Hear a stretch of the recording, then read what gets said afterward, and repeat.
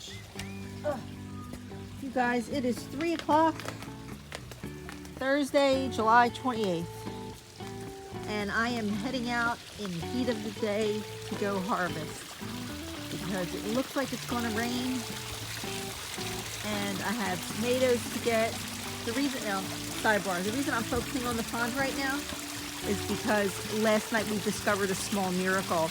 Now, I know you guys know, for those who've been following, that we lost all of our koi earlier this year, right around New Year's Day. Oh, there they are. There's babies in the pond. So it's like I discovered this miracle last night that there's babies, and I'm pretty sure that they're koi because goldfish of that size tend to stay like a chocolatey, bronzy brown. And the one that I'm seeing is red and white. So I know that if it's a koi, it's my Akari. It's her baby. And she was the one that we buried back by the corn. And the corn is so tall back there. Oh gosh, you guys, though, look at the grass.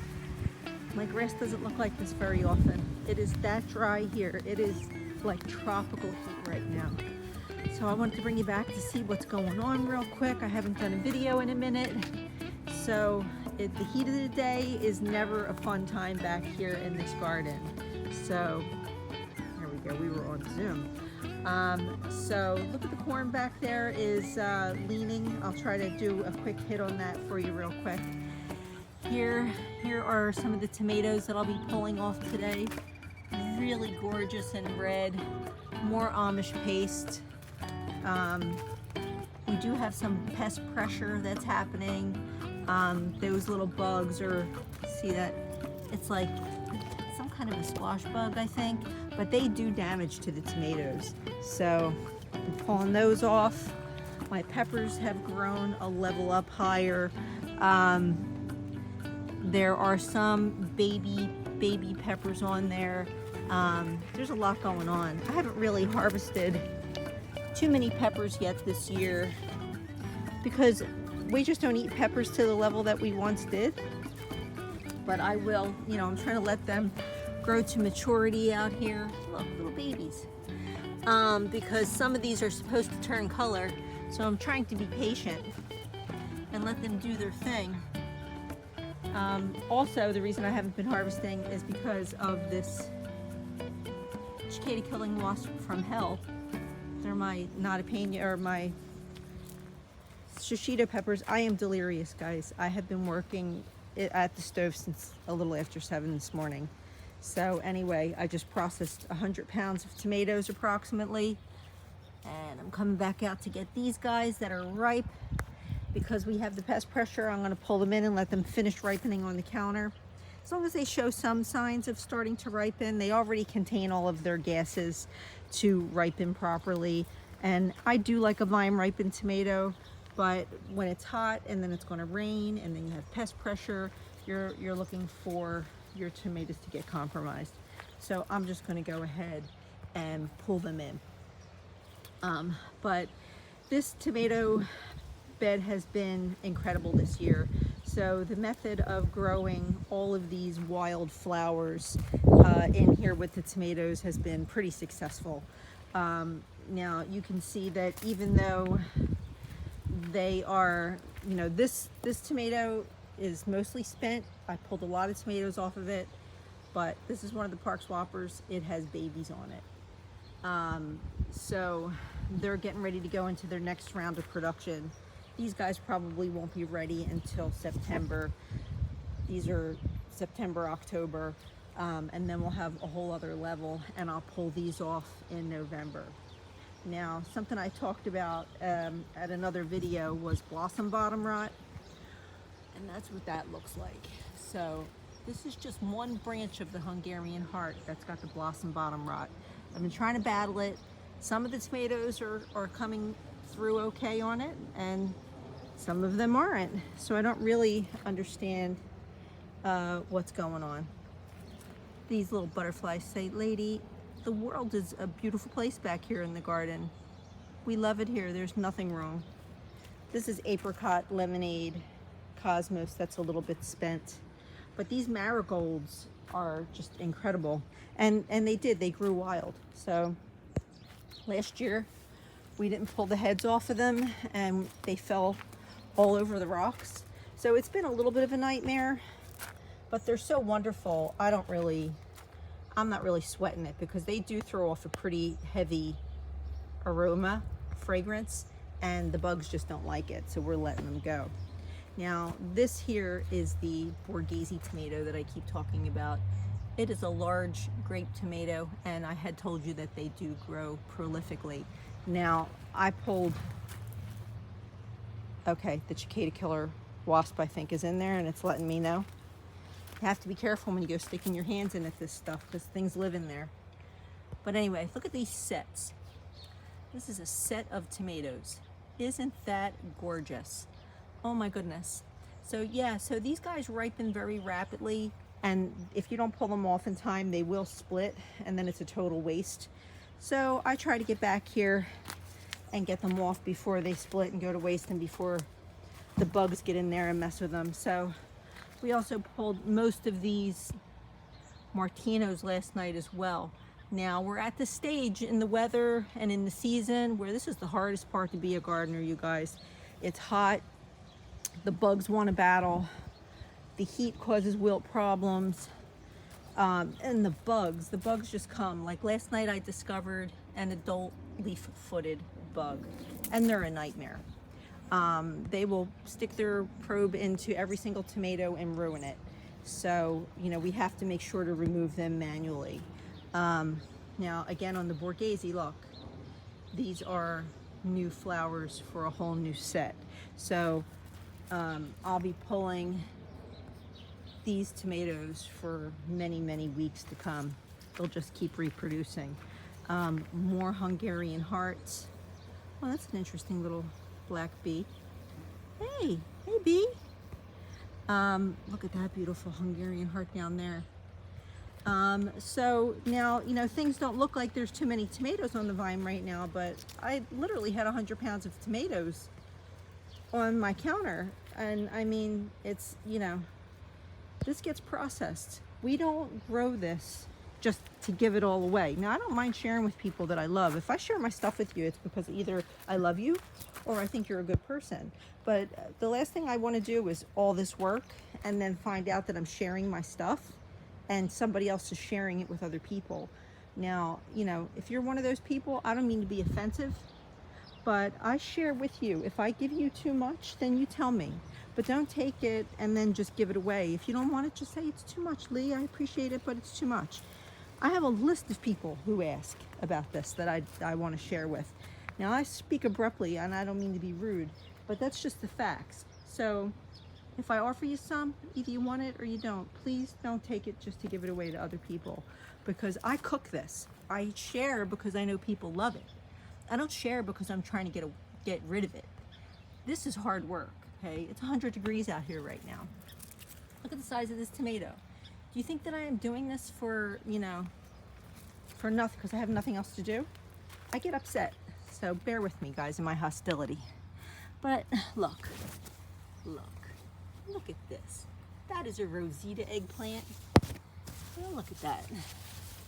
The whole inside of the plant is full of Rosita eggplants, okay? This is work. Amazing. I have people waiting for eggplant. Even this year I had people offer to buy my produce from me. We did talk about making a produce stand this year, but I just can't do it. I don't have the time. And I just don't. So either I'm sharing with you or I'm not. So, oh my gosh, so here, look guys, they were not red last night. What I had left on was almost all still green. I pulled off all the red ones, but we're back at it here. So I'm going to give this a quick pruning, and I'm going to pull off the next set of ripe tomatoes. Even though it's very hot out here, this is the best time of day to pull the tomato because it's in all of its rich sweetness, and it's before the bugs come out for the day. There's no mosquitoes right now. Well, they're here, but it's too hot for them to really bother me. So I'm gonna get that done. Hope I don't have a heat stroke while I'm out here. But we have Big Bertha peppers. that are growing nicely. These are doing good. And the corn, I started to touch base on that. Oh, there's actually some shade. Look at the size of this ear. Okay, here's my hand. Look at the size, up to here, 2 hands long. So when it starts leaning away from the stalk like that and its silk turns brown, you can feel in here that all the kernels are formed.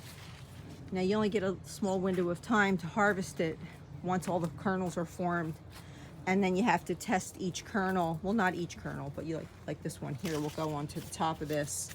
We'll peel it back. Like I can feel that the kernels aren't completely formed on here, even though all the silks went brown. That needs another couple days and another drink. But when we find a stalk where the kernels are formed, like this one here, it's blunted at the top. When you feel it and it's real pointy at the top, it's not done yet. But we'll peel a layer back, and we'll just stick something sharp in there. And if it releases like a milk, then it's ready. So right now we estimate that our initial harvest will be about 100 ears of corn. And you know, like look at this one, my hand is on an ear, and then we have an ear here. So some of these stalks have 3 tiers. So I'll be pulling at least 200 ears of corn that I'll be processing,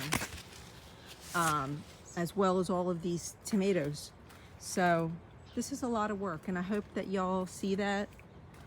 I think that I've, you know, it's a lot of work, and I have great appreciation for this. So look at this. There's something that we're battling. I don't pull the bugs, they're squash bugs. John comes out and pulls the bugs. He had to run into the office, so I'll let him know when he gets back that they're out here. But earlier, he did have to pull some of these squash bugs that had laid eggs on what's left of these zucchini plants. Now, these are hanging on, and they're still, last night when I was looking on here, they were still, yeah, see? They're still producing babies. So this is a really good growing season for the zucchini. Now, this plant here got a borer in it, okay? So you see how the pulp of its stalk looks like shaved wood, like in there, okay? So if I went digging in there, we would find a big old fat grub, okay? It's disgusting. But it's okay. I mean, this was just 2 plants here. I'm not bothered by it because I sowed more seed, and I'm gonna have fresh zucchini plants because these guys only take like 55 to 60 days. And you know, this is an amazing grower. I still have zucchini in the refrigerator from what I pulled already. So, but anyway, guys, this is a look at things in the heat of the day, and I just wanted to do just a quick video for you so you could see what's happening. So if you stayed with me all this time and you haven't subscribed to our channel yet, I sure hope that you'll consider doing so. We are trying to motivate and inspire everyone. So this is a lot of work, but anything that's worth having is worth working for. I keep saying it over and over. And the most important thing that I try to drive home is that everyone should know how to grow something. We are in an unprecedented climate where things are very unpredictable and our food chain is broken. So it is very important that in a crisis, we all know how to grow something, even if you just have a pot. One tomato could mean life and death to somebody, the difference between life and death. So, you know, I want you to, you know, learn how to grow something. My lettuce is all going to seed, so we have to pull that out, but that's normal. We're battling the spotted lanternfly nymphs. They really, really love the cucumbers for whatever reason. But look, I'm still producing cucumbers. Most people are done growing cucumbers right now. Lots of mosquitoes back here. So, but anyway, guys, oh yeah, look, I still have dragon's egg cucumbers growing. This all needs to be pruned up this weekend, which we're going to do. Today I'm going to finish harvesting what I can before this storm comes in. And look how beautiful and wild it is, though, guys. Living with flowers in the tomato beds, or growing tomatoes inside of a flower bed, is what I should say. has made a huge difference for us. Now the flowers are acting as a mulch, and it's keeping a little warm, moist microclimate down there at the base. Now you do risk blight with this, but we're having less blight in this main bed than we are anywhere else. And the tomatoes just are reproducing in all of this heat and on this dry microclimate that we created with all these rocks. So anyway, guys, I'm gonna get the heck out of here. I hope you have a wonderful day. I posted some stuff on my Facebook page for my tomato processing. I'm gonna try to get that onto my YouTube page so you guys can see what it is that I do with my harvest. So anyway, guys, have a great day. See you in the next video.